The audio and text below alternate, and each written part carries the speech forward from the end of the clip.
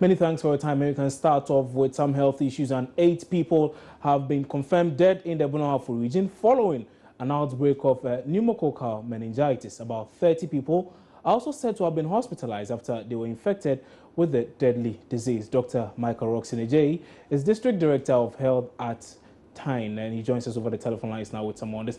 Doc, good afternoon. Many thanks for your time. Now, how bad is the situation in the region? Good afternoon, and good afternoon to our listeners as well.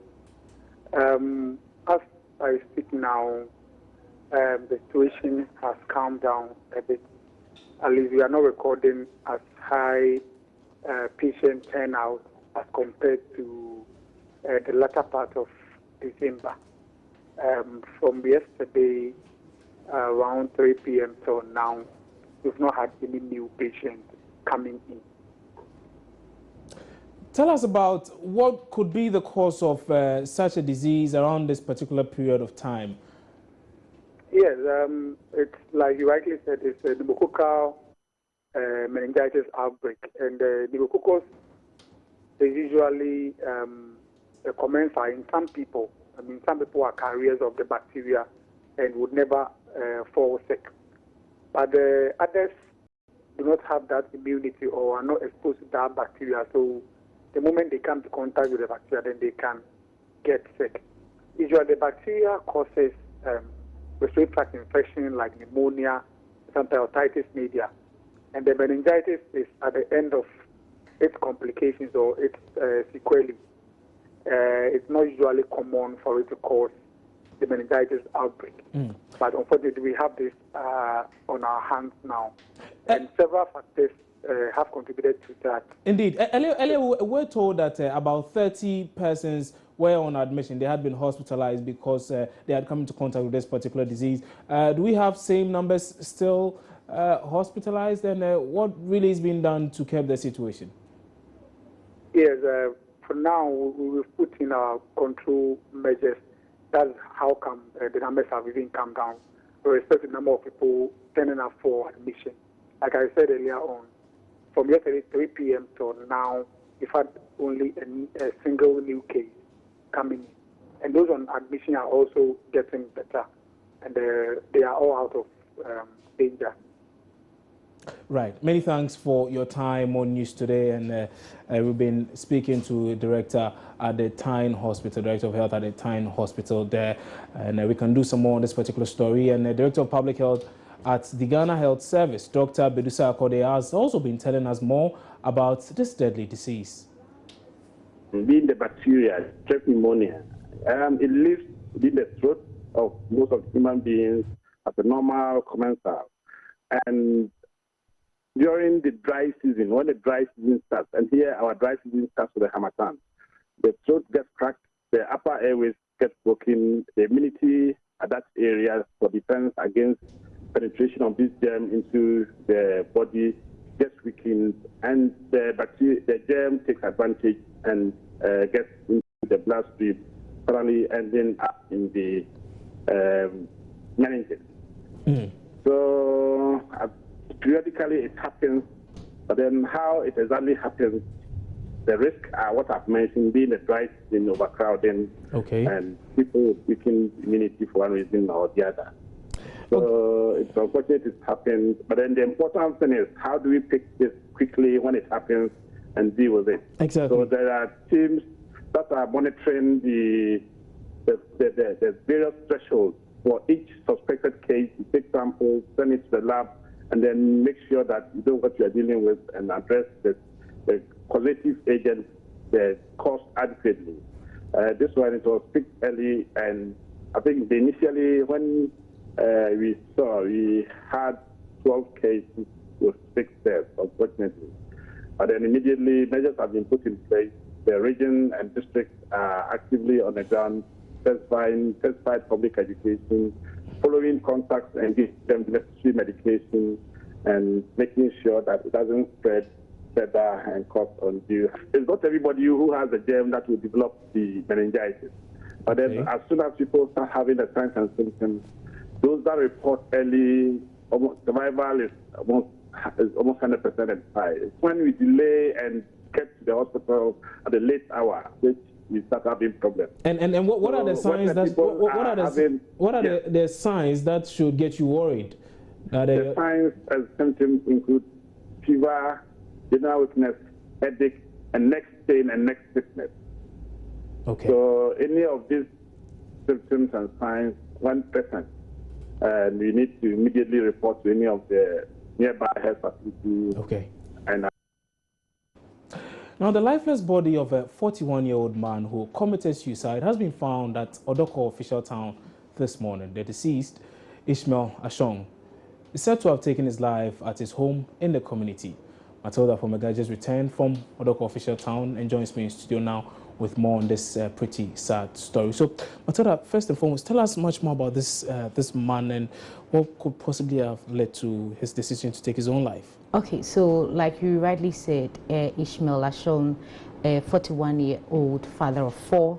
His eldest son is 9 years old. His youngest daughter is 2 years old, so you can imagine.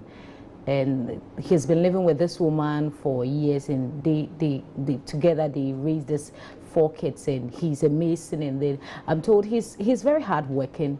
He doesn't take his work lightly at all. He's a happy person. He's free with everyone in the community. So as to what exactly was wrong with him, people can't really tell. From the little interaction I've been having with his family and then friends, I think he confides more in his friends, because his wife told me, yes, her husband is a bit, has this temper. He's hot-tempered, and then the slightest thing he gets angry, and then they fight, and so it's a normal thing for them. They always fight. So the last time they fought was yesterday. He was at home with his wife the whole of yesterday. It was in the evening that they had some slight misunderstanding over some money issues, and then he threatened to beat the wife. So the wife said she left to her friends and to sleep there so that the next day she would come home. But she said when she was away, she tried calling the husband to find out if he was okay so she can return home, because she knows what the husband is capable of doing. And she's very traumatized at the whole event, particularly looking at what happened last night, and then she not being at home, and then she comes this morning only to find out that her husband has taking his own life. So I've been speaking with her, and then she has been sharing the sad account of whatever happened. Okay, we can take a listen to that.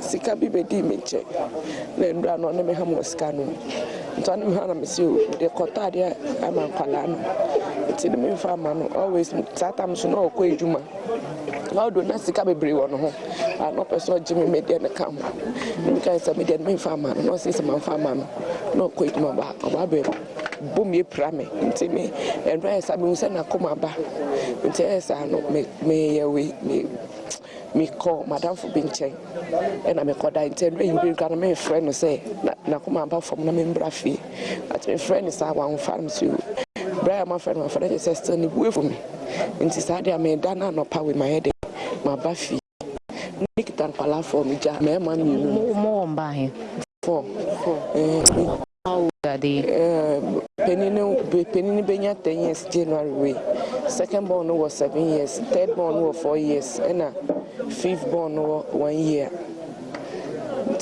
Until we knew Ishmael, the full name you're doing? Ishmael Ashong. Ishmael Ashong, or how many years? Oh, 40 years himself. Ejuma Ben Sanoye. Oh, yeah, Tyler. Osida in Tarazu, or yeah, Nema Bibre. Which are day man, yes, Adi. We knew didn't tell money as I did because Sisiana guy be crack come of film say on any for year, man. Or can say uncle poison home 31st. Any guy non can share my country and to be uncatcher and chairman. Sisiana guy no can 31st, no so maybe I may quite sorry, me quite sorry, no was sorry, or no cry the can't quite sorry, jammy. Until later, I can't inquire if you call, I sorry, no. Sunday cramming in the class, sorry. Sunday, meaning the cotton, sorry. And drown, and drumming in that sorry. Minute that's sorry. Ntana pa no me ha mo sika no say na ni abrɛ me so say ni abrɛ ne de. Kopa bi atena ba na koma. Di ota ye ni buti mi phone tem. Say not to describe one on it to describe in a mame. Oh, you be a so no mo nsa dia na say me cool. Ba sensa kana no a.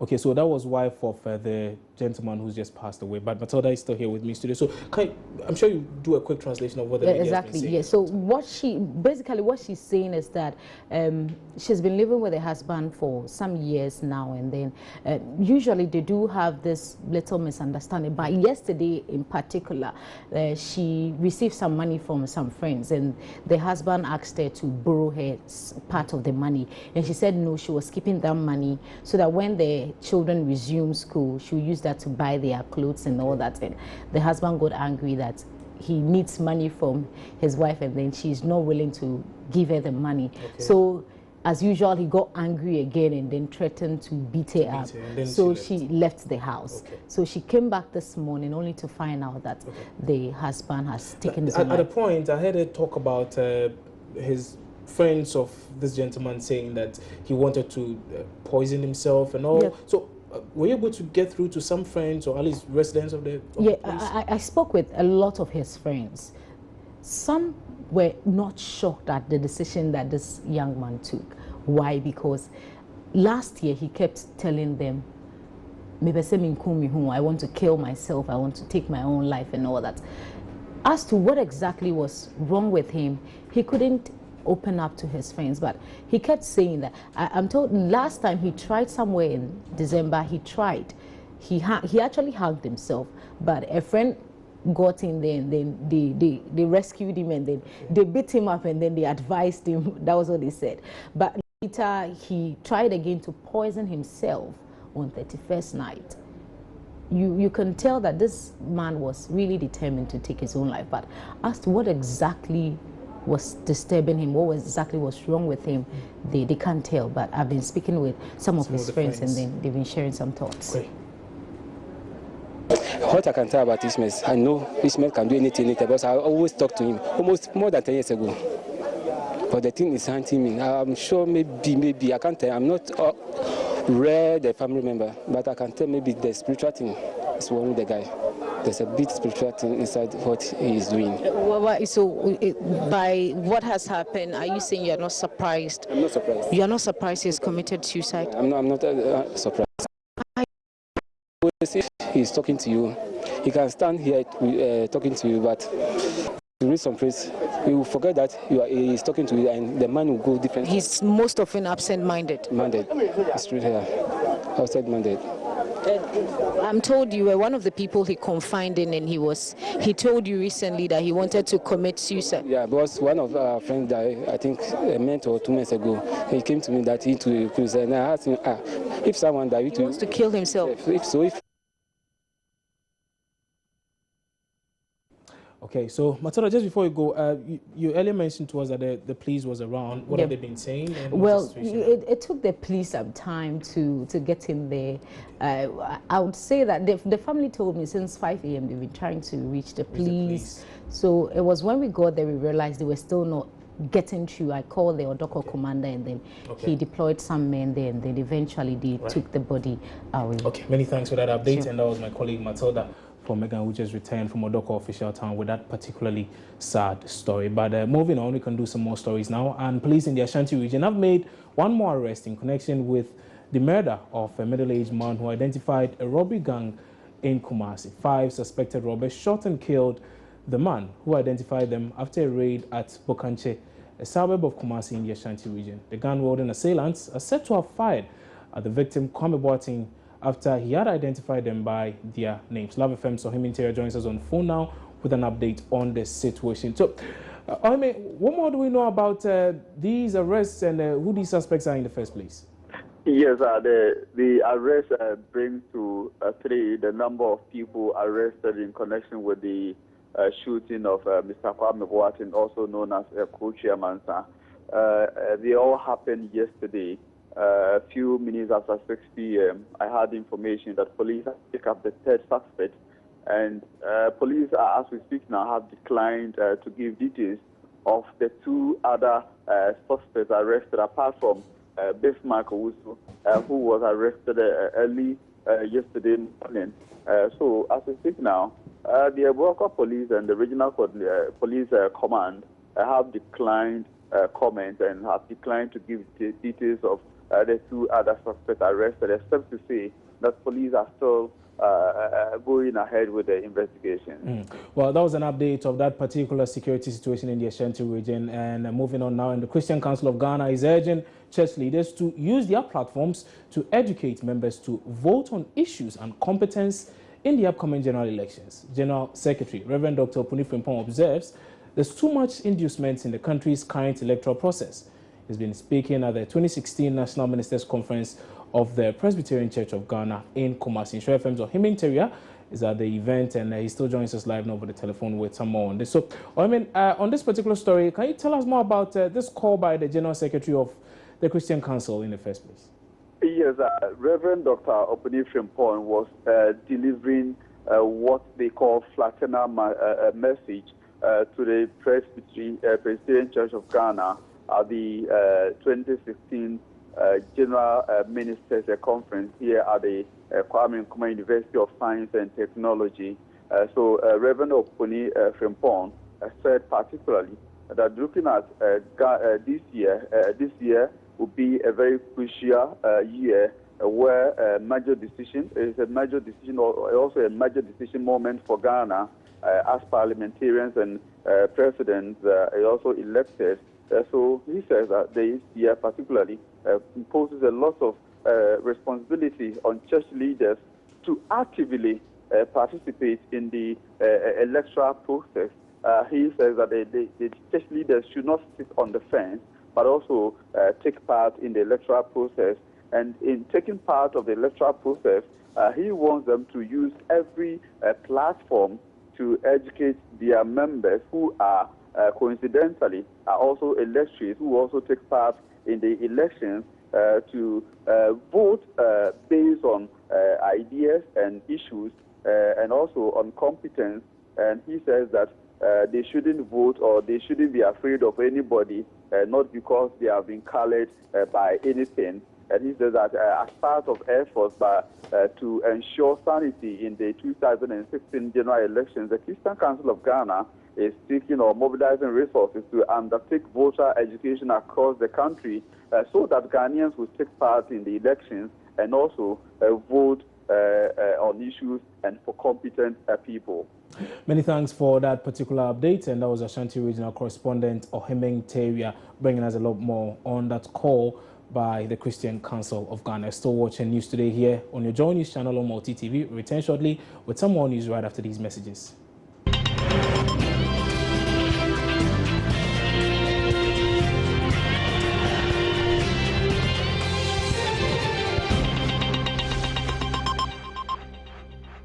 Many thanks for staying with us here on News Today. To some more news now. And the Greater Accra Regional Police has arrested a military officer and his accomplice for engaging in car snatching.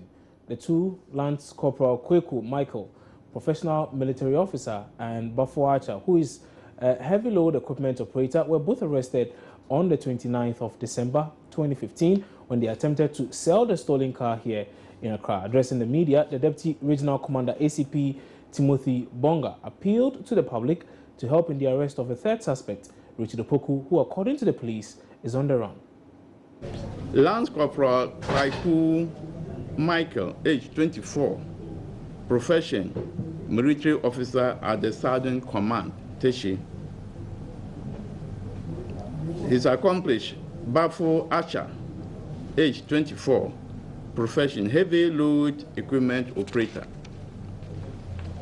The brief facts are that on Tuesday, 29 December 2015, at about 11 p.m., Lance Corporal Kweku Michael, dressed in a military uniform, and his accomplice hired a taxi cab with registration number GG717-15 from Tudu to Castle Osu. On reaching the self-traffic light, the military officer requested to use the washroom and directed the complainant to drive to the Independence Square. On arrival, the military officer visited the washroom as requested, leaving suspect Bafo Archer in the taxi cab together with the driver. From nowhere, the military officer returned with a pistol, pointed it at the driver, and ordered him out of the car. The two marched him to the washroom and tied him up. They searched and collected an amount of 20 Ghana cedis and a mobile phone from the driver. The driver was abandoned to his fate, and his taxi was taken away by the suspects. The next day, the two offered the said vehicle for sale at Adabraka, where they were arrested in the process of selling the vehicle. They are being processed for court. Now, government is today meeting with organized labor to discuss concerns raised over the recent utility price hikes. The Public Utilities Regulatory Commission, PURC, announced an increase of 59.2% in water tariffs and 67.2% in the tariff for electricity, explaining that the increase was arrived at after careful scrutiny of proposals submitted by the various utility providers.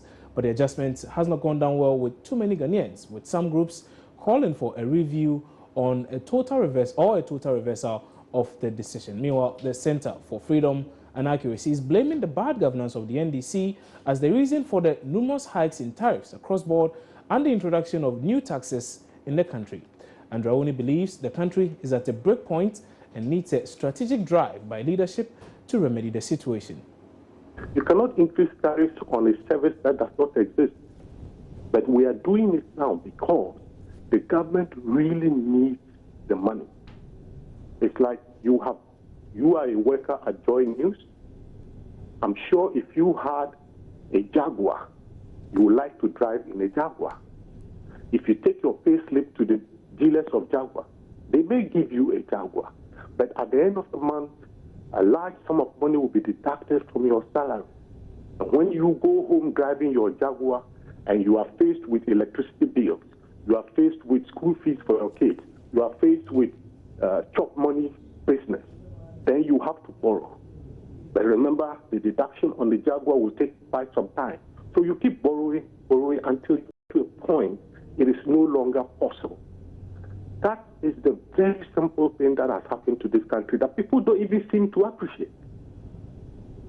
So all these things that are happening today are geared towards only one thing: just raise revenue. Raise revenue. If you raise revenue, you will reduce your borrowing and begin to use that revenue to plug the holes, and maybe you will get out of the current problem. That is what has happened to this nation. So I really don't know what the government is going to do. Revoke or not revoke, we all are in trouble. It would make sense if the service was available. What are you paying for? Do so? It is not available. So you cannot be talking about, fuel tariffs being the reason for what is going on now. That's not the case. You see, when you earlier on mentioned fuel. I just returned from Maryland in America a week ago or so, and I buy fuel in Silver Spring for $1.70.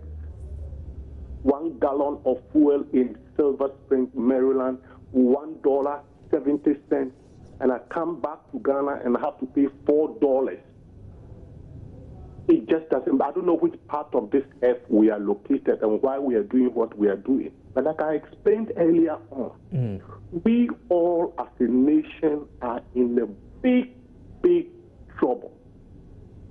You see, I used to work in the State Bank. People used to come and sell their goods to us.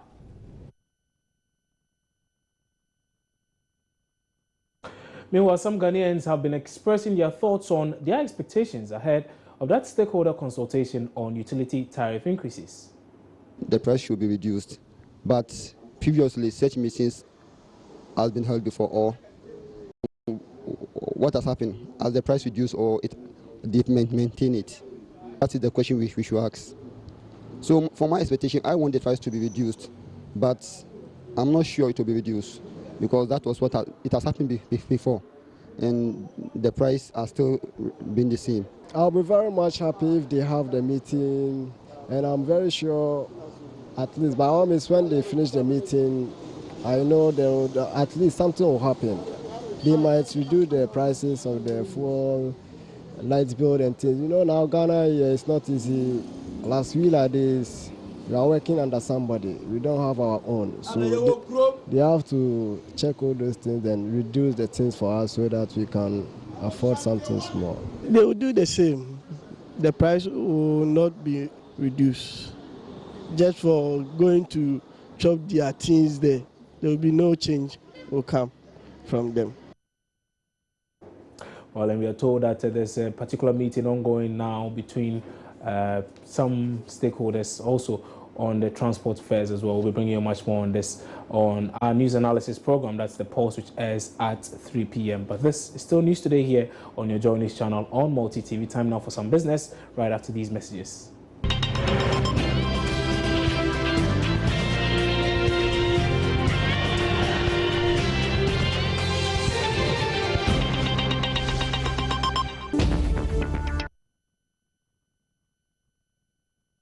So it's time now for some business, and here is Emmanuel with some more. Hi, Emmanuel. Hi.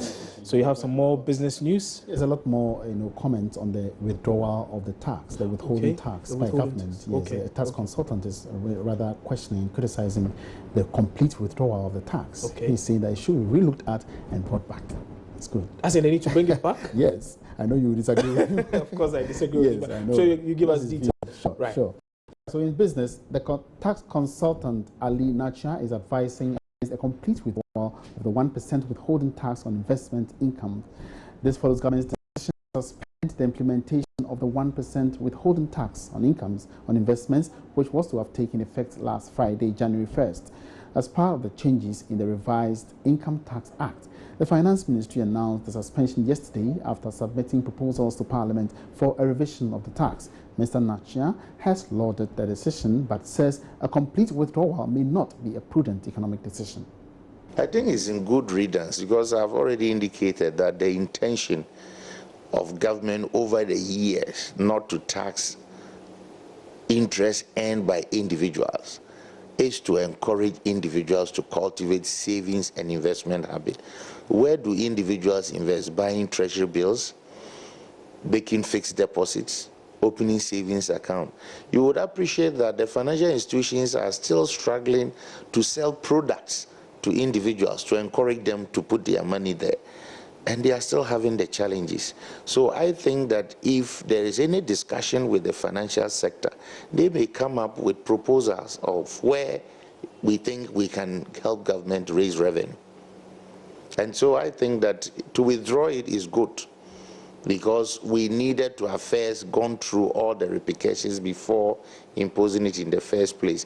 There may be sound reasons why it was imposed. I think one reason that could be to create fairness, because in tax there should be equity. I think they can relook at it and then come at an appropriate time. Why do I say so? Because of course, definitely there will be individual investors that put in so much like a corporate entity. And that is why some believe they should create a threshold. But that will all depend on a study to be able to get inputs from the banking sector on the profile of such individual investors. Because in some countries, we have taxation of high net worth individuals. Their funding and investment sources are more than even companies. So until we get to that stage where we can develop a policy to be able to target high net worth individuals, then of course we can come back, look at that sector and impose the taxes. So those were the views of tax consultant Ali Nacha. Meanwhile, Chief Executive of Dalex Financial Services Ken Thompson says the reversal will go a long way to improve the availability of credit for businesses, adding that if government really wants to stabilize the economy, the solution is to devalue the cedi. Well, you need to increase income. Okay, so how do you do it? You tax more. You can't tax anybody because everybody, we're paying, everybody's up to their eyeballs in tax. We've got to sell more. And one sure way of promoting exports is to devalue. And countries have done it. You know, China devalued last year, and that was followed by some devaluation, I think, in Indonesia and other Asian countries. There's always the issue as to whether we have the infrastructure to support export. But we have to start. And remember that we've had major devaluations in this country and we survived. And those devaluations had a significant impact on revenue. We had devaluation in a champion's time. It was a major devaluation. We had devaluation in Rawlings' time. It was a major devaluation. I think it went from, it was 100%. I think it was 100%. So we've been here before. And the same things that we did at the time, we have to do it now.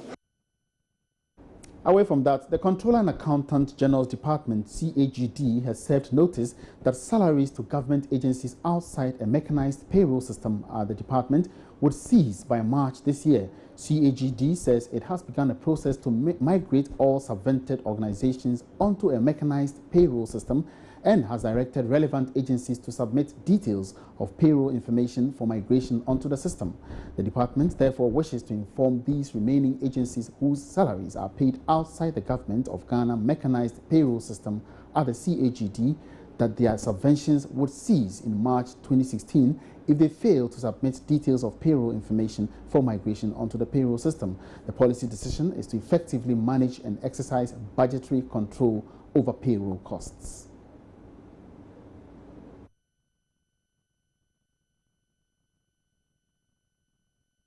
Well, so that does it for Business on the News today. I'll catch me live again on Business for this evening.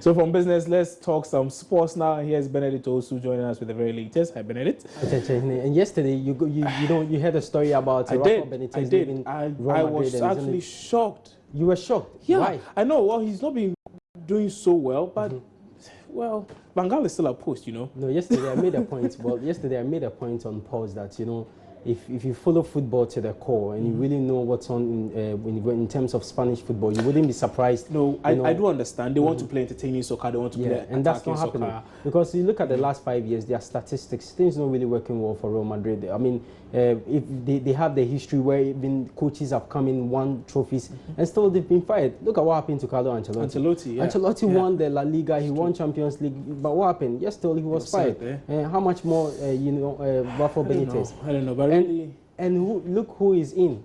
Zinedine Zidane. And you know what? At times, I tend to really think about it, that what informs their decision, you know, to appoint a new manager for the club. Because since Florentino Perez became the president of Real Madrid, there's always been changes about coaches year in, year out. It doesn't matter whether you win, you can win treble for them, you can win Spanish La Liga, win the Champions League, and also the Copa del Rey. Yes, still, they will fire you. You look at the Barcelona system. When Guardiola came in, they gave him the time. Guardiola was there for 4 years. He won 14 titles. Okay, I think Real Madrid can also emulate. Maybe Florentino Perez is the Spanish fireman. No, the problem, actually, what the Real Madrid fans are calling now is that he should also resign. He should resign? Yeah, he should resign. He should resign. So we'll talk more about that. But first, let's do some local matters. And former Deputy Sports Minister Obi Amwa wants the Ghana Football Association to look into the circumstances surrounding Serbian side FK Jagodina's failure to present a full squad for Asante Kotoko's 80th anniversary cup match last Sunday. Now, the Serbian side presented only 11 players and had to rely on some local players to supplement their team. Also, it is rumored that Jagodina had to buy jerseys and football boots here for the game. This, Mr. Obi Amwa says, is not acceptable and wants the FA to investigate. Hearing is that it appears they didn't come with the full complement and they had to get some boys here to join the team. Indeed, the stories we are hearing appear that probably the whole match was not organized in a professional way. I'm saying that because of these stories coming out, the best is for the GFA, which sanctioned the match, to be able to also cause investigations into the whole thing and come out with exactly what happened, and then to ensure that if anything went wrong, it never happens again. It's prevented from going because this is supposed to be an international match with all the ramifications, and if this is how the whole thing will turn into, then it defeats the purpose of the whole arrangement and also casts a slur on such friendly international matches. Now, President of the Ghana Football Association, Kwesi Nyantikyi, wants government to offer financial support to the Premier League clubs that will represent Ghana at this year's CAF Interclub competitions. Now, Ghana will be represented by Midday SC in the CAF Confederation Cup, with Ashanti Gold playing in the CAF Champions League. Now, in previous times, some Ghanaian clubs have struggled to participate in Africa due to lack of funds. This Nyantikyi wants to see an end to by calling on government to support the clubs to get the required money to finance their campaigns. Participating in Africa is a very expensive venture. Any club that goes into Africa will spend, if you get to the money zone, you will spend not less than $700,000 to $800,000. And so it is a very expensive venture, and the government must help the clubs. In most countries, especially in Francophone Africa, the costs are borne by the government. And when they participate, they are doing it on behalf of Ghana. When Ash Gold appears in Morocco or Midiama appears in Liberia, it is Ghana. They will say the Ghana team. They are not going to say Ash Gold. Many people may not even remember the name of the club. So when they are representing Africa, it is a cause that we must all support as a national cause and not a club cause or a GFA cause.